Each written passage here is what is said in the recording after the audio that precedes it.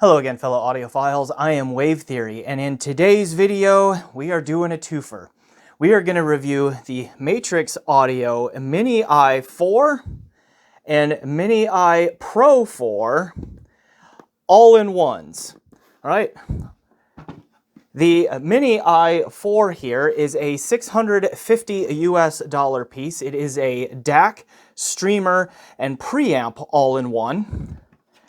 The Pro version steps the cost up to $960 US and adds a headphone amplifier section on top of being a DAC, preamp, and streamer, and it also comes standard with a remote control. Both of these units are on loan to me. The non-Pro version was a loan from Apos Audio, so the link that you will see in the description for this product down below from Apos will be an affiliate link. The Pro version was a loan from Arthur at Power Holdings Incorporated.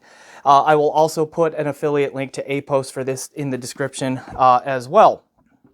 So neither Arthur at Power Holdings nor Apos Audio has asked anything from me other than a fair and honest evaluation of these products. That's what you're going to get. Both of these are loans to the best of my knowledge, so they will be going back. So all of the opinions that you are about to hear are mine and mine alone.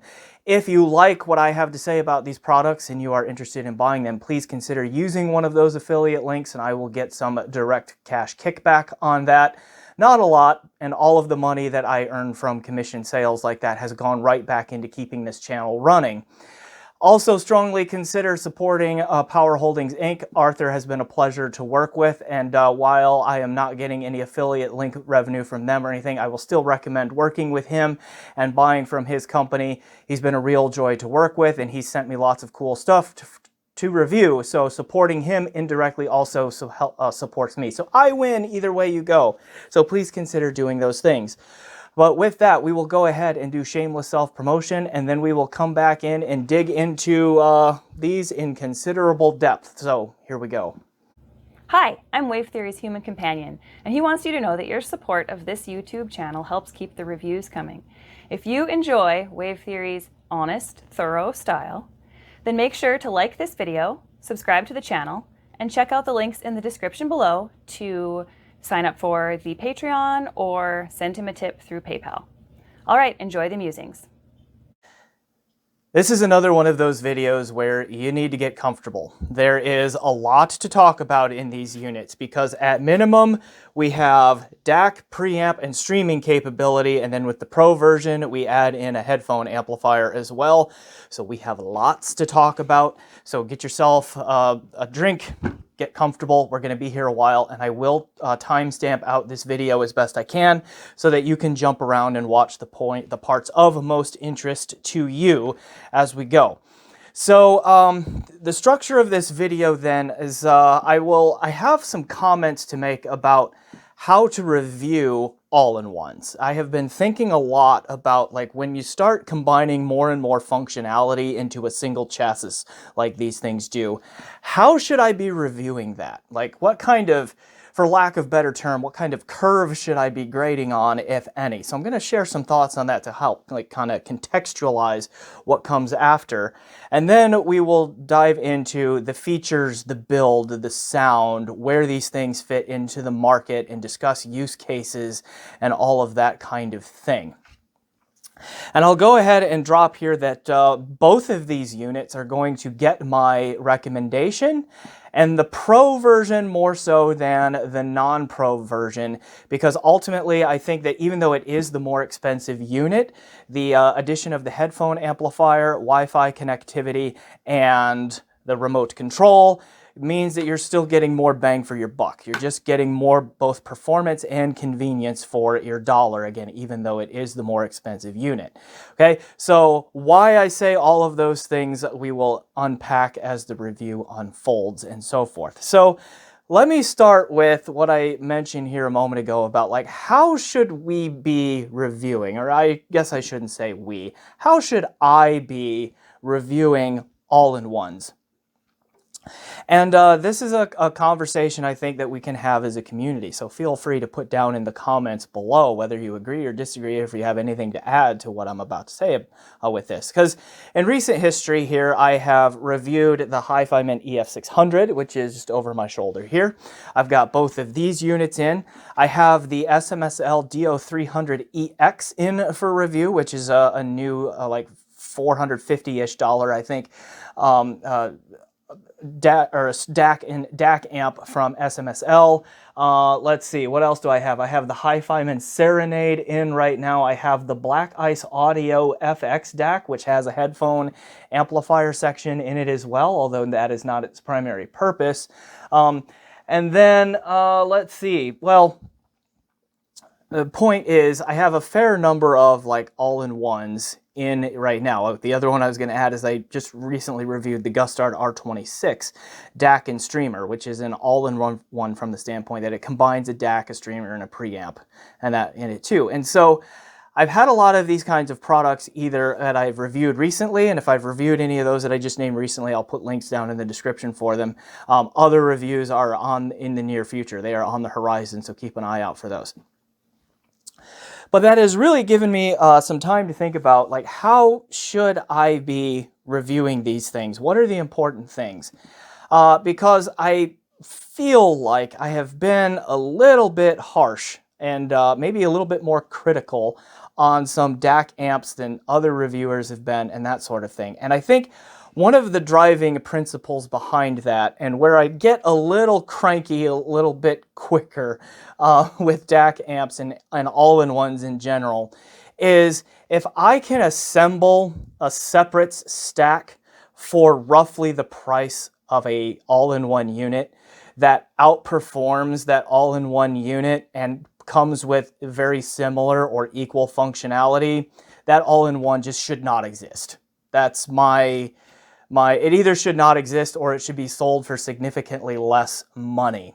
I think that's kind of my guiding principle here, is that if you're going to make an all-in-one, if you're going to market it, you're going to sell it, you're going to put it out there, the end user should not be able to get roughly the same functionality and audio performance quality from separate stacks for the same price. If the only advantage of the all-in-one is that it is one box, and so you only get one power cord, and you don't have to worry with an interconnect or that sort of thing, so connections between DAC and amp basically, or streamer and DAC, as it were. If that's the only advantage that you're offering with your all-in-one, then it's too expensive. Lower the price, period. Okay, that's kind of where I'm coming from with that one.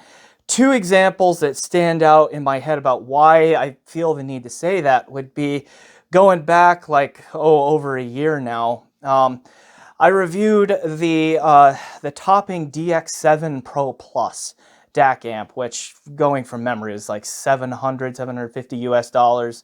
And it's a DAC and an amp, and it has preamp functionality. I don't think that one had streaming in it other than Bluetooth.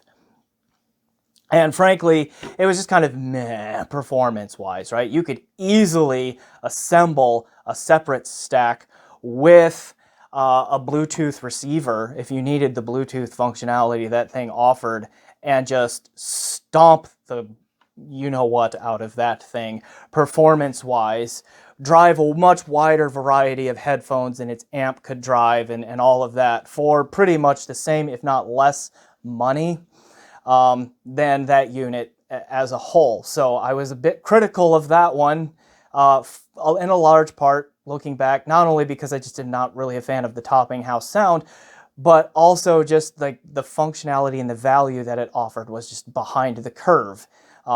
Based on my experience at the time, and that's still true. The other one was the Vioelectric DHA V226. That one had a great headphone amplifier section in it. Fantastic headphone amplifier section in it.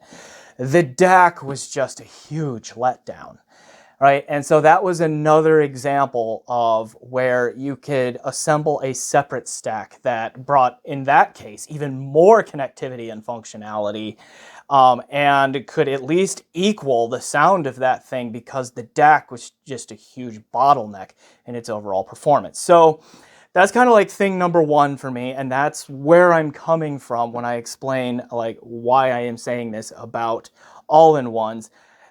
I better not be able to assemble a separate stack for roughly the same price with roughly the same functionality.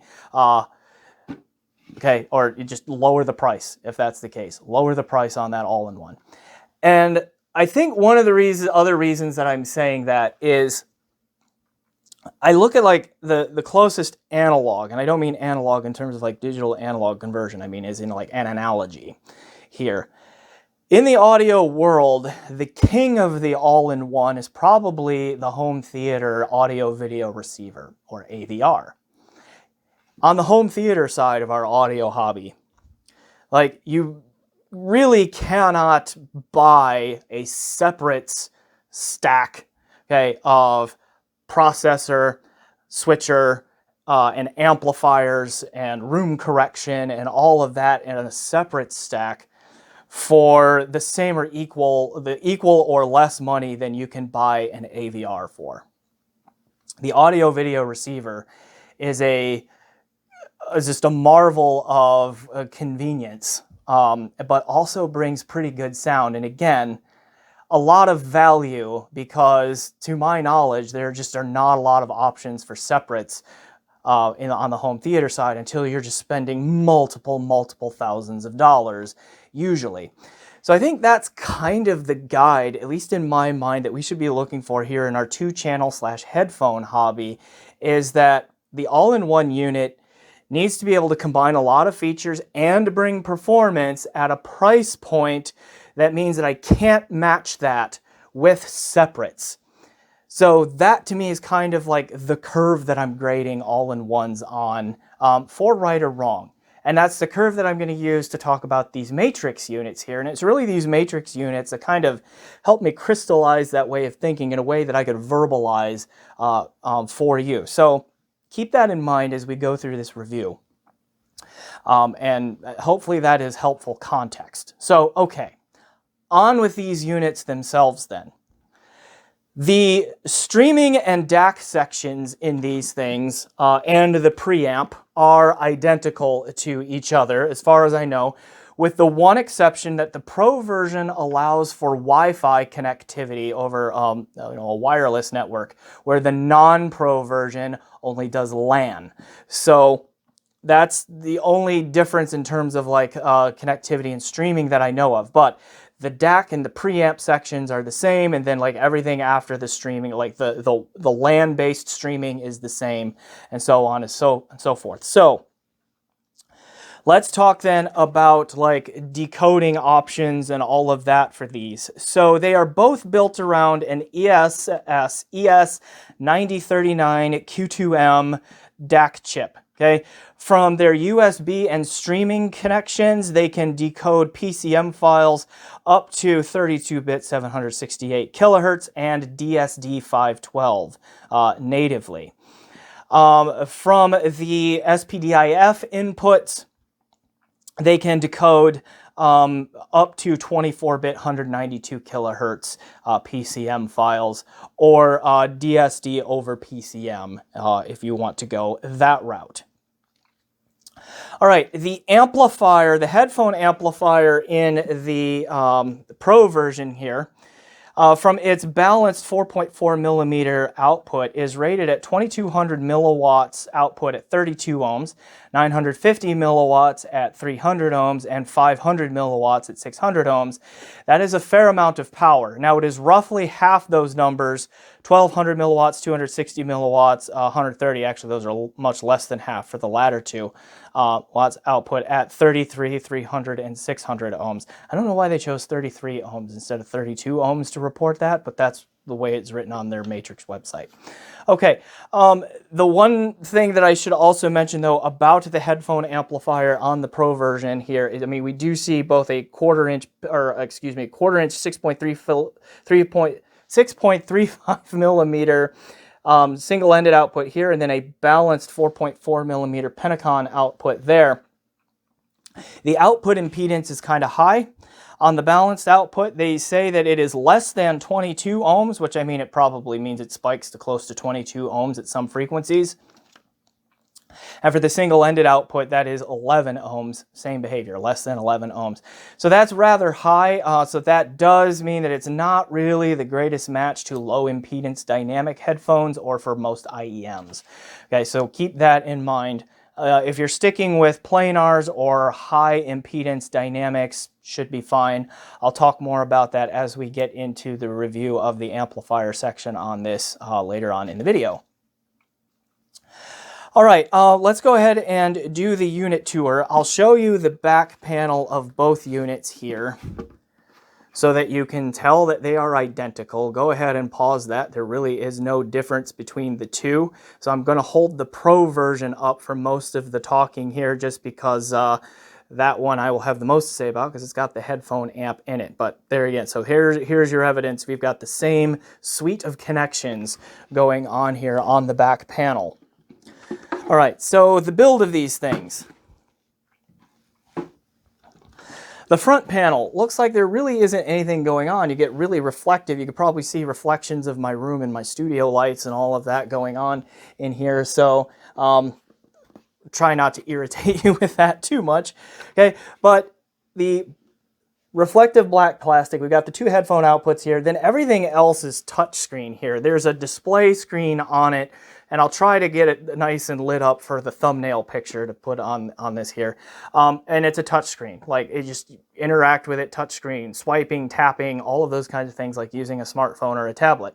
The power button is up top here if you want to power the unit on and off from the unit itself. With the Pro version, you get the remote control.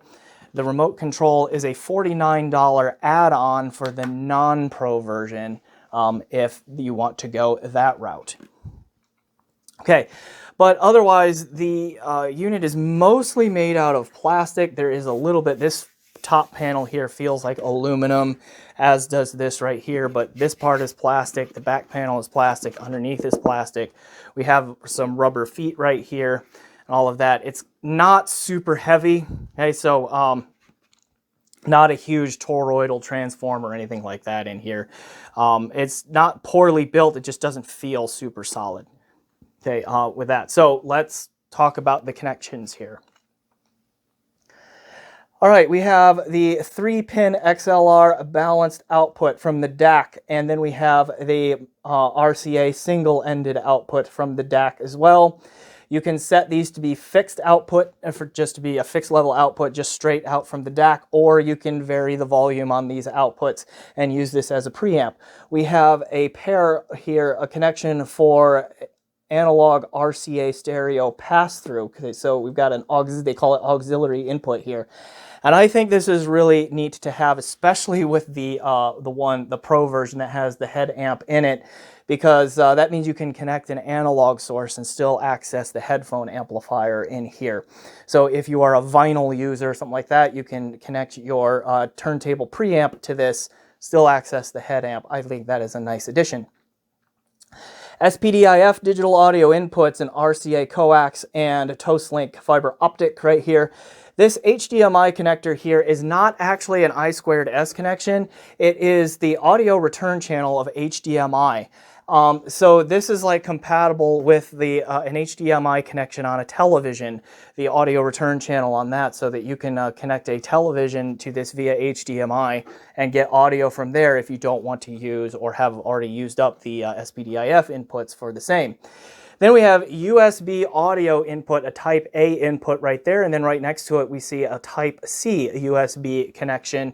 Okay, so the Type A right here is for an audio connection to connect to a computer, all that, so that you can like source this and use it as a DAC from a PC or a tablet or something like that. And then the USB-C connection is there specifically to connect to an external storage drive, either a hard disk drive or a solid state drive or something like that, so that you can use this thing to access and play music files off of that storage drive.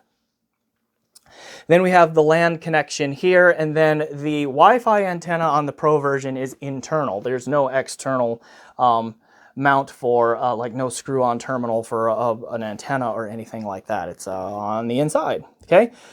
So that's the connectivity, lots of flexibility. Again, here is the remote control. Again, this one is for the Pro version. $49 US if you want to order it separately. It is compatible with the non-Pro version, but it comes with the Pro version right out of the box. There is a remote control app for smartphones or tablets, both Android and iOS, that you can download and use with either of these devices. They are both compatible with it, provided you have it connected to your network in there. And from there, you can access transport controls if you're going to connect to an external drive. If whatever streaming protocol that you are using to send to these as a streamer is compatible, you can do transport functions and navigate your tracks there as well as do volume control through that app if you want. And then you can also like control system updates, firmware updates, that sort of thing from the app as well. I didn't find the app to be great. It's functional, it's okay. It gets the job done. It's just not the greatest experience, in my opinion, a little bit buggy, not the prettiest interface or anything like that. The one bug in it that I did notice is that when I did firmware updates on these things, you can watch the status of the update on this front screen here. You just get one of those bars that moves and fills up as the update goes, and that bar would just kind of like hang for a little bit, and then the app would say, "Oh, the update didn't take. Please do it again." It would say there was an error, that the update failed. But then the front panel of these units, and both the Pro and the non-Pro did it here. The front panel, after that hang, and I would get the fail notification on my phone app, would say, "Oh, never mind, it's done. Update successful." And then you'd go into their menu system and find that their firmware number had indeed changed. Weird. Okay, that was just my experience on that. But the point of that is you don't necessarily need the dedicated remote like this. The app can provide that functionality, but I do think that the remote here just makes your life a little bit easier on that if you get it. Okay, on the subject of streaming real quick here, I should also drop out here that it is compatible, both units are compatible with a fair number of streaming protocols. I tested DLNA, it worked great using Ottervana as the source on that.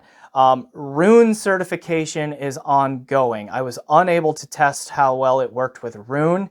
Roon is a feature on these units. However, the story that I am getting is that Roon in their testing is really backed up, and so they just haven't gotten to these matrix units yet. So full Roon compatibility is coming someday. Don't know exactly when, but I was unable to check that. So the streaming testing that I did was via DLNA using Ottervana. All right. So in terms of the user experience then, and like what is using these units like, the touchscreen panel is nice. It's fairly intuitive, easy to use. It does make input switching a little slower than usual. I would like to see a little bit quicker access to switching between inputs. Also, if you use this as a preamp and you don't have the remote control and you don't like the remote app, the phone app, like changing volume is a little bit slow and cumbersome too. So I would like to see that streamlined using it from the unit as well. This right here is like the Matrix Audio logo. It lights up when this thing is powered on. That isn't either good or bad, it just is. But the power button here on top, if this unit is going to be within arm's reach for you, you can't really stack anything on top of this that's going to cover up that power button. So that's one thing. Now you can cycle the power using the remote or something like that, or the remote app, so you can get around it that way. But just know that if you are a person who tends to just reach over and push the power button because the thing is within arm's length, you can't stack something on top of this.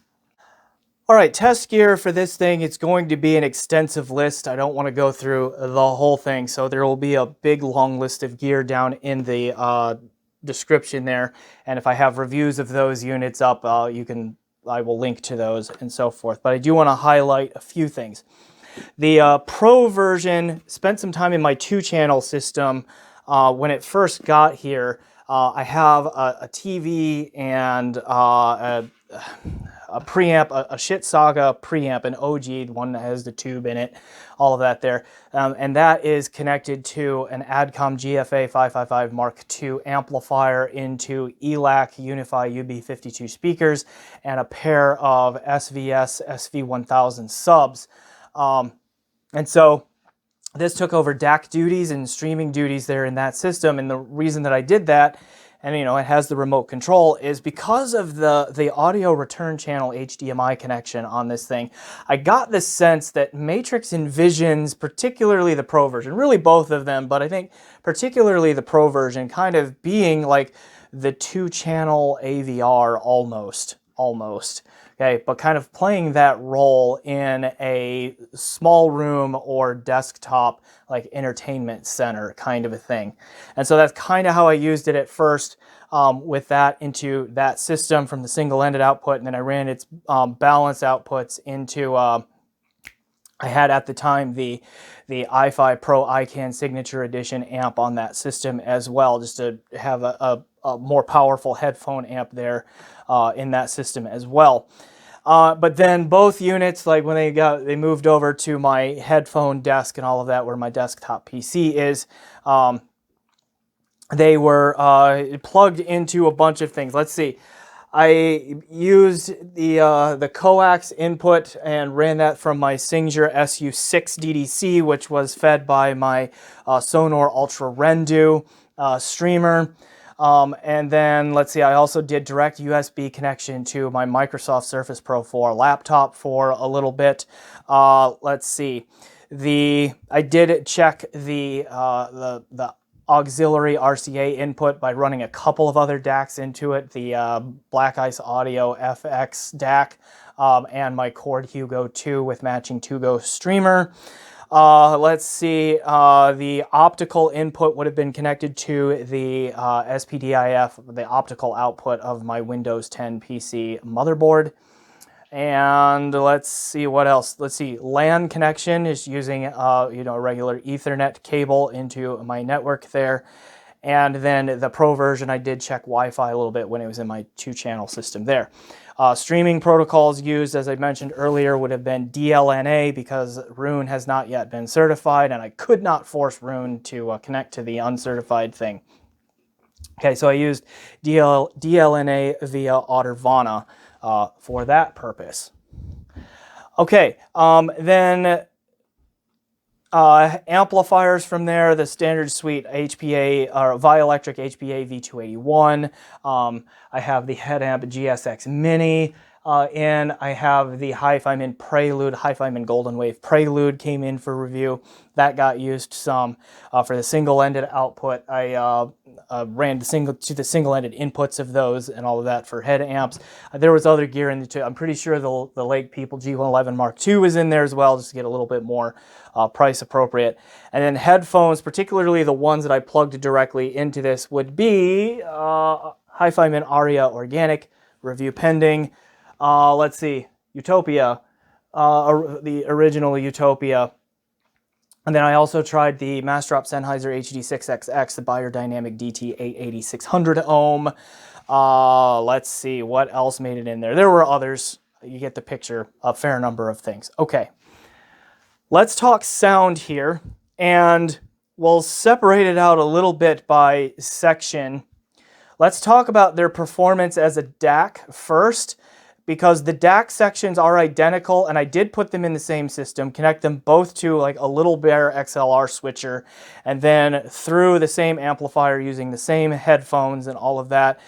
Rapid fire switch between the two DACs there, using the same digital connections even, and I did not hear any appreciable difference between the two. I am convinced that the DAC sections themselves are identical. So as I talk about the DACs, it applies to both units, the Pro and the non-Pro, and that applies to streaming, at least over Ethernet, as well when I talk about the streamer, and then we will discuss the headphone amp section of the Pro version in a moment. So the performance as a DAC is decent. It is mostly neutral in its sound and its perceived frequency response, but there is a hint of an analytical flavor to it.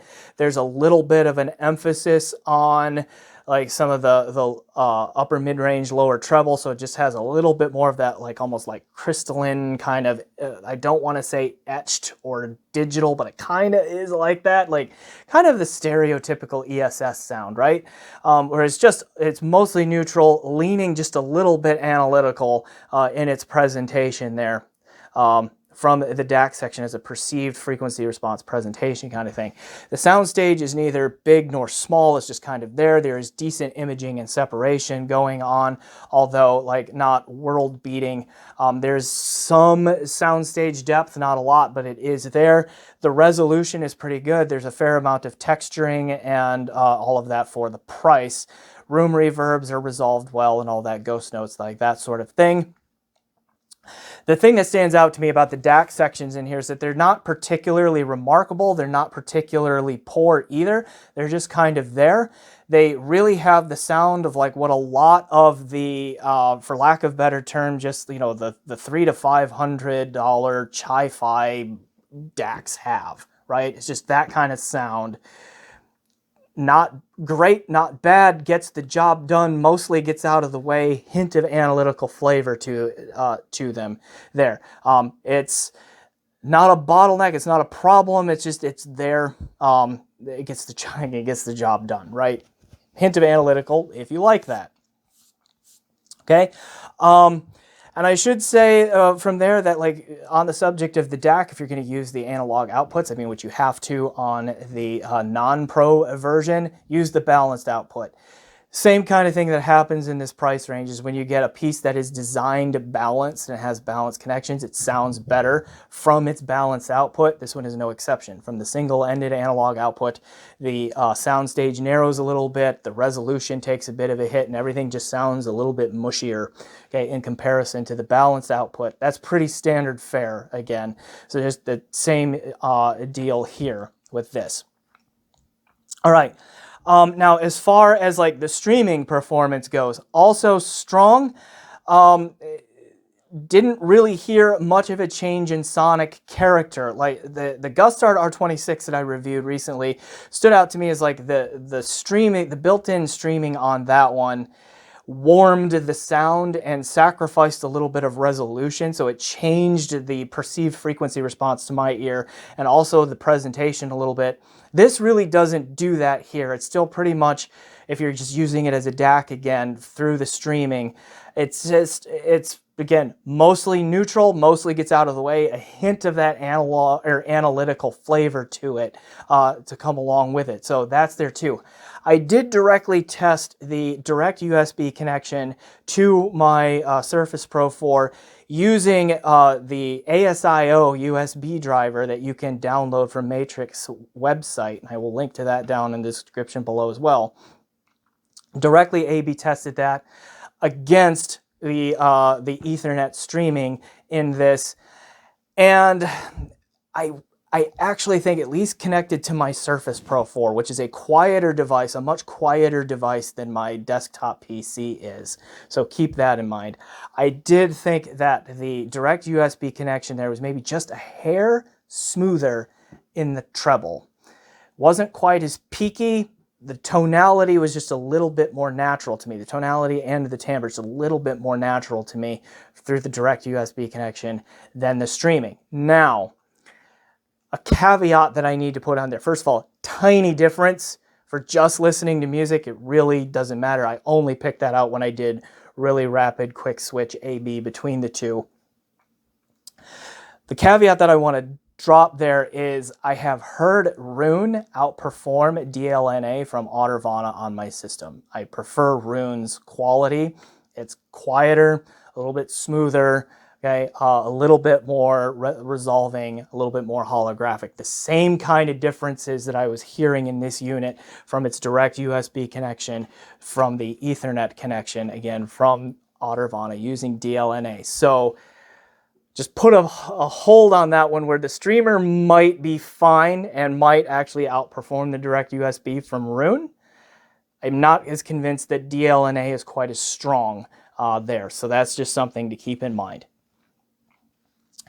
All right, so just kind of summing up the DAC and streamer performance there, which comes back around to the non-pro version.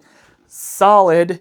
I think even with the non-pro version here, I don't know that I can name a combination of DAC / preamp and streamer that you're going to put together that is going to meaningfully outperform this one unit at $650 US. So by the metric that I talked about at the top of this video, I think that means that it earns its place there and can get my recommendation as a solid mid-fi DAC and streamer combo unit right there, particularly if you need preamp functionality.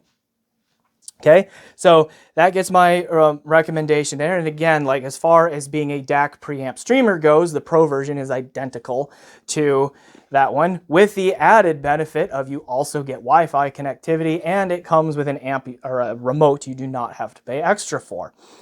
All right, let's talk about the headphone amplifier in this thing then, in the Pro version, because I'm pretty excited about it actually. So where the DAC in this was mostly neutral, leaning analytical, okay, with just that little bit of extra energy in like the upper mids, lower treble, that just kind of puts a little bit of a bite and like a little bit of enhanced clarity on things. The amp is very warm and very smooth, okay? It is very reminiscent in the sound signature and in the profile of like the Shit Asgard 3 headphone amplifier. If you are familiar with that one, I have a review, link in the description, where it's just a little bit warmer and thicker sounding than true neutral. And I think that balances out the slightly analytical approach to the DAC in here beautifully. They go together very, very well. So the amplifier in here is surprisingly punchy and powerful and dynamic. It has good resolution, like it's got enough resolution chops that even if you use the aux input there with like a really high-end DAC like I did with the Chord Hugo 2 and all that, like you hear the different flavor of DAC come through on there. It's got a fair amount of control on it too, like the Beyer DT880 that I put in there often gets very sharp in the treble. This was never sharp or piercing in the treble with the DT880, but it did keep it under a fair amount of control and generally only went sibilant when the recording went sibilant, all that. So this has the power to drive the 600 ohm DT880, the 300 ohm Sennheiser HD6XX. Lots of power. They sound full, they sound rich, they sound mostly like they're supposed to. I was pretty impressed with that. The Aria Organic over here also sounds really good from the amplifier on this thing. Again, you can tell that the amp is leaning warmer and smoother and a little bit thicker than neutral, but it still like has a lot of like dynamic impact to it, a lot of control, a lot of holography, good resolution, and that sort of thing. The detail presentation is not like forward or aggressive, nor is it pulled back. It sounds pretty natural and pretty enjoyable with that warm flavor going on. Okay, so I was pretty impressed with that, all that. So let's come back to that output impedance thing, though, that I mentioned earlier, because you have fairly high output impedance on these headphone amp outputs. Using a low impedance dynamic, and I tried this with my Focal Radiance, which is a 32 ohm unit, I think, 32 or 35 in there. That one sounded pretty bloated and boomy, like much more so than it normally sounds on its own when it's properly driven, because of the lower damping factor due to the higher output impedance on this thing. So I don't recommend using it as an amplifier for low impedance dynamics, and I don't recommend using it as an amplifier for IEMs. It's fine with planars. Planars have a relatively flat impedance to them. And so the only thing that you're really losing to that output impedance is just some power output. Some of the energy the amplifier puts out is converted to heat, usually thermal energy, I should say, anyway, which we feel as heat, from the output impedance. So less power gets to the headphone drivers with a low impedance planar, but it doesn't really affect the sound because, I have a video explaining all of this, output impedance and damping factor, which I will put a link to down below. But the only thing that you're going to notice with a low impedance planar and the output impedance on this thing is that you just have to keep turning the volume up higher than you expected to, but the sound is fine. And then high impedance dynamics like the 250 ohm and 600 ohm buyers and the 300 ohm sends, the 150 ohm sends, they're going to be fine on this thing. Those are made to handle higher output impedances, so you're good there.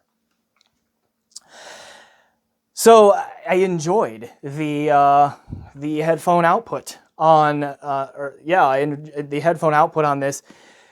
So the headphone amplifier, it's not world beating.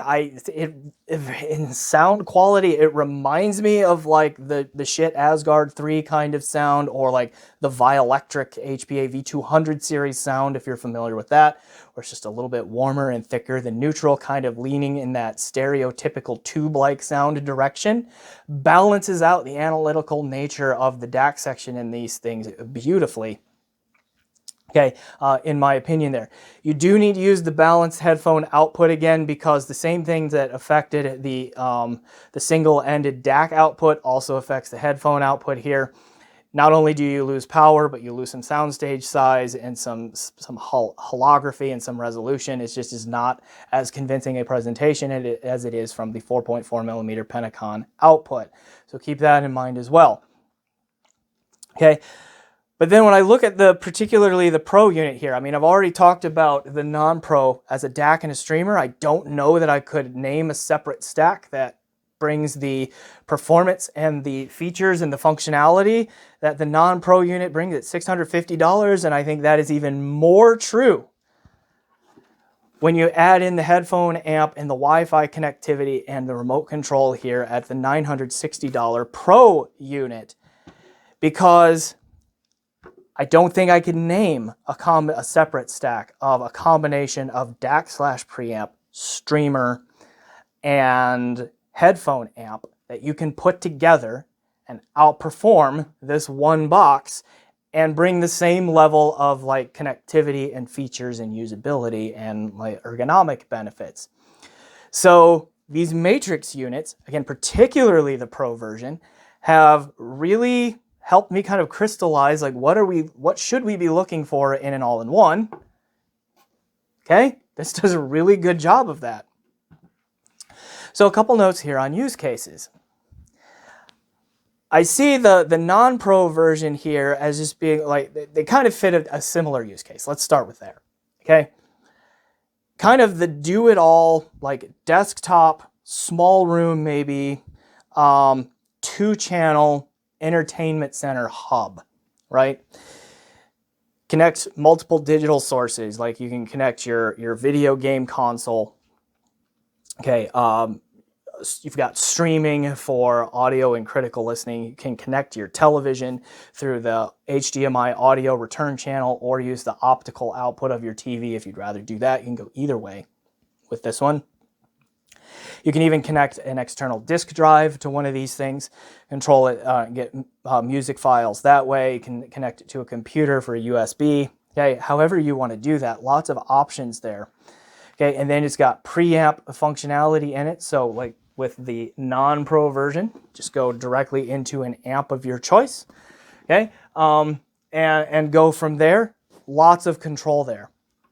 Here with this one, plug your headphones into this one, provided they are not low impedance dynamics or IEMs, and then use the analog output on the back to go to a speaker amp or something of that nature. And you just get a lot of control and functionality and pretty good audio performance in one box. Okay, so that, I think this unit is going to carve out a niche for itself in that kind of use case, I think. Real quick, because I like to do comparisons, what about the comparison with the $800 Hi-Fi Mint EF600? I think the headphone amp in the EF600 is a little bit more capable yet than the already quite capable one in the Matrix, the Mini I Pro 4. Just more power output here. Works with a wider range of headphones just because of that increased power output. This one still has a rather high output impedance though, so some of the same restrictions on low impedance dynamics and IEMs still apply, although I think not quite to the extent that they do on the Matrix. But much more functionality here in general, and I think the DAC in here outperforms the one in the EF600 as well. So there is one point of comparison. I've not had a ton of experience with other all-in-one units in this price range. Like I know Monoprice has one out there. I have not heard that one, all of that. But on its own, this unit in particular is like, okay, I can really see a place for this in the market with its combination of features and performance and all of that. I don't think you can beat everything that this thing does and does reasonably well for the price that they are asking for this one. And that is the sweet spot for an AIO, for an all-in-one. And they've hit that sweet spot here well. So I can recommend both of these, but I do think the Pro version is the better value with the headphone amp and the Wi-Fi and the remote control. All right, that's a lot, right? Throat's getting dry. I'm Wave Theory. Thanks for watching this video.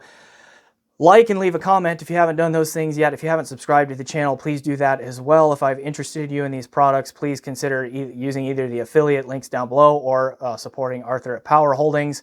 Okay, I win either way. You do that one. Okay, please remember to check out my PayPal and Patreon so you can support the channel that way. And again, thanks for watching, and as always, enjoy the music.